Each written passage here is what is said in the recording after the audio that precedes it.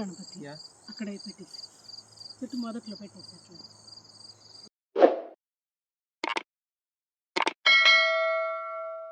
Hello everyone, ఎలా ఉన్నారు అందరూ? Hope all are doing fine. Welcome back to our channel Dinala. నా పేరు పద్మ. మీకి వినాయక చవితి శుభాకాంక్షలు. పండగ మాకు నిన్న వచ్చింది యుఎస్ఏలో ట్యూస్డే, కానీ ఇండియాలో వెన్స్డే వచ్చినట్టుంది. ఇది ప్రకారం ఒక్కోసారి అంతే కదా. సో పండగ ఎలా జరుపుకున్నారు మీరు కామెంట్లో మెన్షన్ చేయండి. మా పండగ అయితే బాగా జరిగింది. షీన్ అయితే మిస్ అయ్యాము, తను కాలేజ్కి వెళ్ళిపోయింది కదా. అన్న వీకెండే అపార్ట్మెంట్కి మూవ్ అయింది. మీరు ఆ వీడియో చూడనట్టయితే చెక్ చేసేయండి. ఇందాక చూసారు కదా. సో నానబెట్టడం అండ్ ముగ్గులతో స్టార్ట్ చేసాం పండగ అయితే. మేము ముగ్గు అయితే ఈసారి కూడా చాలా చక్కగా వచ్చింది. సింపుల్ ముగ్గే, బట్ కలర్ఫుల్గా కళగా ఉంది. మీకు నచ్చిందా కామెంట్లో మెన్షన్ చేయండి. ఇంకా పూజ సామాన్లు అవి కడిగేసుకొని పొద్దున అయితే సింపుల్ పూజ అయితే చేసేసామండి. యాక్చువల్ వినాయక వ్రతం అయితే ఈవినింగ్ చేసుకున్నాము. అప్పుడైతే మురారి ఉంటాడు కదా ఇంట్లో అని. పైగా వర్కింగ్ డే కదండి. మన పండగలకి ప్రతి పండగలకి సెలవు తీసుకోవాలంటే కొంచెం కష్టము. కొన్నిటికైతే ఓకే, ఇవాళైతే ఎంచక్క సెలవు ఉంటుంది కదా. ఇక్కడ చూపిస్తున్నది ఏంటంటే నేను కారు డోర్లో నా వేలు నలగొట్టుకున్నాను, కుడి చేతి బొటన వేలు. అది కూడా కరెక్ట్గా పండగ ముందు రోజు రాత్రి అన్నమాట. అసలు చుక్కలుగా అనిపించింది ఆ రోజు నైటే. ఇంకా నెక్స్ట్ డే పొద్దునకి ఇంకా ఎక్కువ అయింది.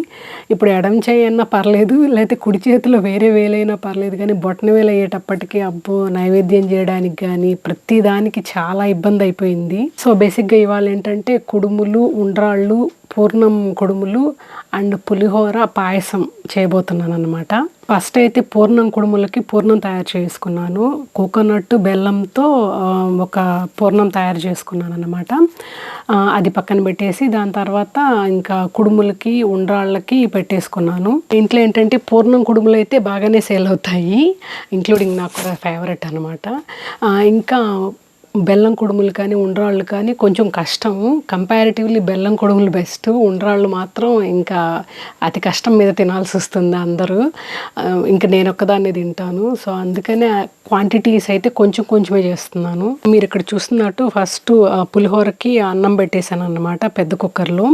ఇంకా ఎడం పక్కన వచ్చి పూర్ణం కుడుములకి పూర్ణం తయారు చేస్తున్నాను. ఇప్పుడు ఈ చిన్న గిన్నెలో కుక్కర్కి కుడి పక్కన వచ్చి ఉండ్రాళ్ళకి తయారు చేస్తున్నాను అనమాట. నేను మ్యాక్సిమం ఒకేలా చేస్తాను, ఏదైనా కొన్ని చిన్న చిన్న వేరియేషన్స్ అంతేగాని ఫుల్ ఎక్స్పెరిమెంట్ అయితే చేయనండి.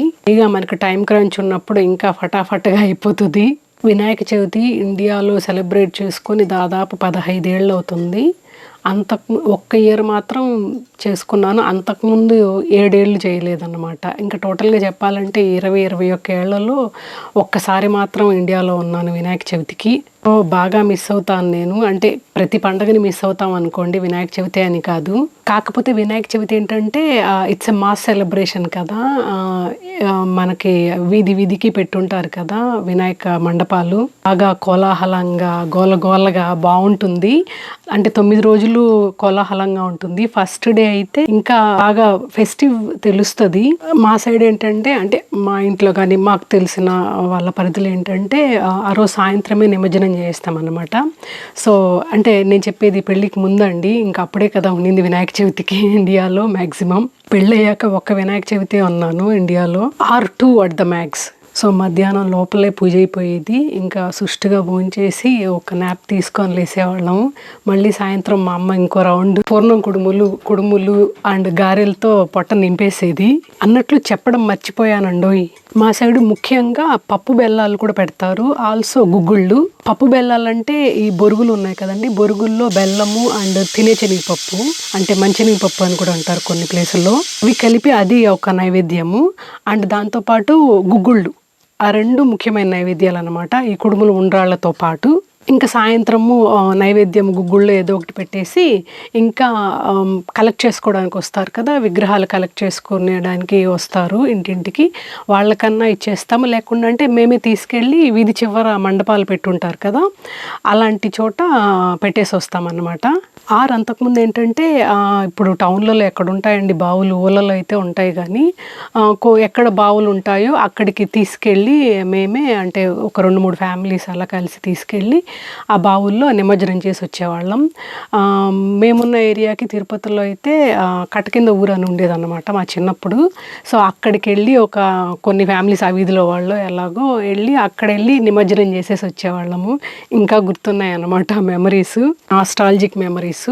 అండ్ తర్వాత ఏంటంటే ఇలాగా ఇంటికే వచ్చేవాళ్ళు అనమాట. యూత్ ఎవరైతే ఉంటారో ఇది చివర గణేష్ మండపాన్ని పెట్టి ఉంటారు కదా, వాళ్ళే వచ్చి కలెక్ట్ చేసుకునేవాళ్ళు.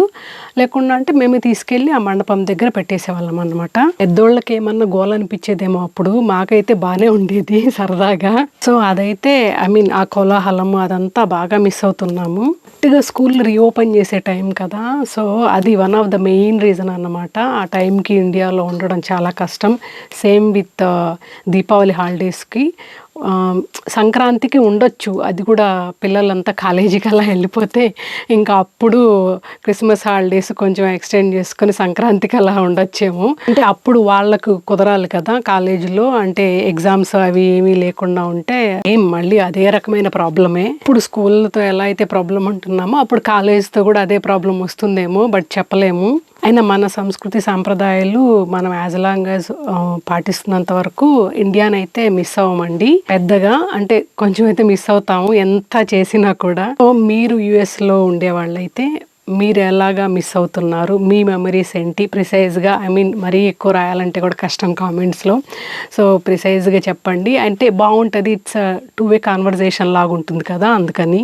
ఆల్సో ఇండియా నుంచి చూసే వాళ్ళైతే కూడా మీరు ఎలా సెలబ్రేట్ చేసుకున్నారు పండుగ, మీకు ఉన్న నాస్టాలజిక్ మెమరీస్ ఏంటి, అప్పటికి ఇప్పటికి తేడా ప్రిసైజ్గా రాయడానికి ట్రై చేయండి. సరదాగా బాగుంటుంది. It's like a positive vibes ఉంటుంది కదా, సో అందుకని.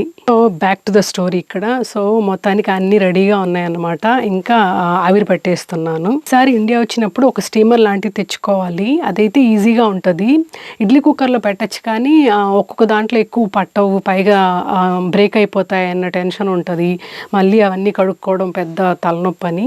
సో స్టీమర్ లాంటిది అయితే ఈజీ కదా. నేను ఇలాగ చాలా ఉన్నాయిలేండి లిస్టు, తెచ్చుకోవాలనుకుంటా కానీ చాలా తెచ్చుకోను. ఇక్కడ దొరుకుతాయి కానీ ఎక్స్పెన్సివ్గా ఉంటుంది. ప్రస్తుతానికైతే మెష్ లాగా ఉంటుంది చూడండి, కొలాప్సబుల్ కొలాండర్ లాంటిది. సో అది నాన్ స్టిక్ పాన్లో పెట్టేసి వాటర్ యాడ్ చేసి దానిపైన పెడుతున్నాను.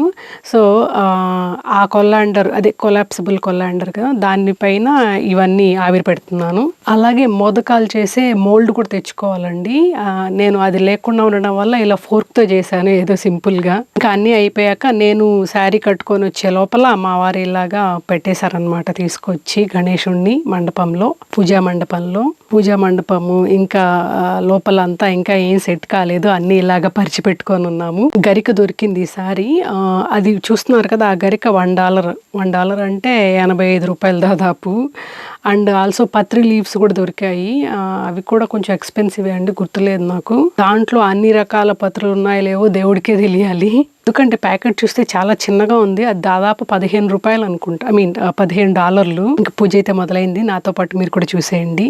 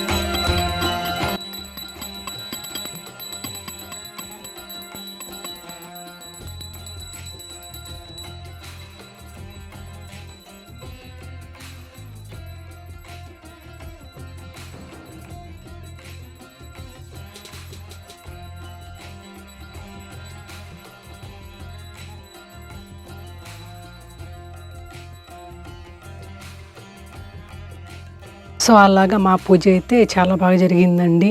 మీ పూజ ఎలా జరిగిందో కామెంట్లో మెన్షన్ చేయడం మాత్రం మర్చిపోకండి. ఈ ఇయర్ అలాగా హర్షిని అయితే మిస్ అయ్యాము. యాక్చువల్లీ కాలేజ్ అయితే తనకి ఇవాళే స్టార్ట్ వినాయక చవితి రోజు. కాకపోతే ఇంకా ఇలాగ మూవీని ఉంది కదా, ఇంకా అపార్ట్మెంట్కి మూవ్ అయ్యి ఇంకా తను సెట్ అయ్యి కొంచెం టైం పడుతుంది కదా, lifting and also internet set చేసుకోవాలి, ఇలా చాలా తతంగాలు ఉంటాయి కదా, అందుకనే తను వీకెండే మూవ్ అయిపోయింది.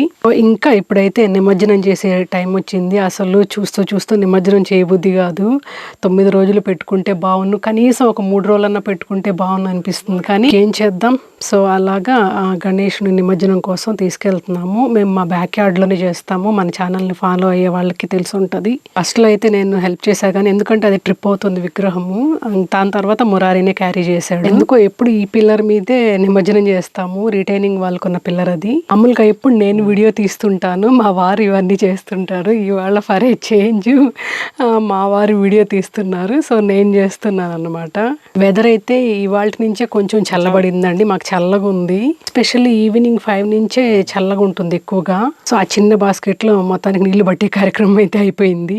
ఇంకా పూలు, పత్రి, లీవ్స్, గరికాయ ఇలాంటివన్నీ సపరేట్ చేస్తున్నాం అన్నమాట విగ్రహం నుంచి. అదే కదా వినాయకుడిని ప్రకృతి స్వరూపుడు అంటారు కదా. చూడండి, ఆయనకు చేసే పూజ గరిక పత్రితోనే పూజ చేస్తారు, నేచర్ నుంచి వచ్చినవి. అలాగే ఆయన్ని నిమజ్జనం చేసేది వాటర్లోనే నిమజ్జనం చేస్తాము.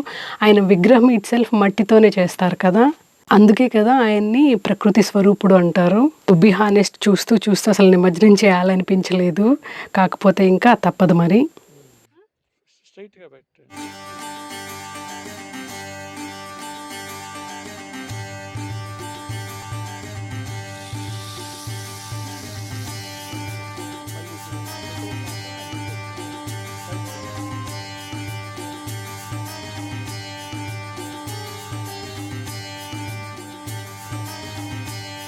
మామూలుగా ఎవ్రీ ఇయర్ అయితే ఈ చిన్న టబ్ లాంటిది సరిపోతుంది. కాకపోతే ఈసారి విగ్రహం కొంచెం పెద్దది అనుకుంటా.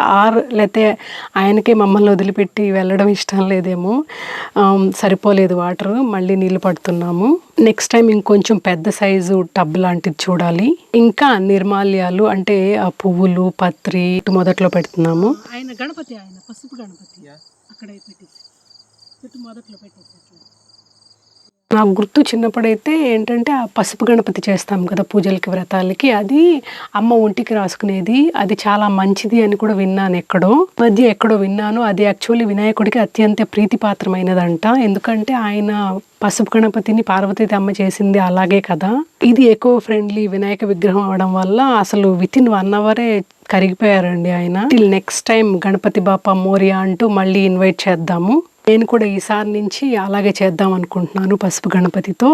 మీరు ఎలా చేస్తారో కామెంట్లో మెన్షన్ చేయండి. That's all today video all about అండి. హోప్ మీకు ఈ వీడియో నచ్చింది అనుకుంటా. నచ్చితే don't forget to like the video, subscribe to the channel, let me know your feedback through comments. Thanks for watching. Take care. Bye.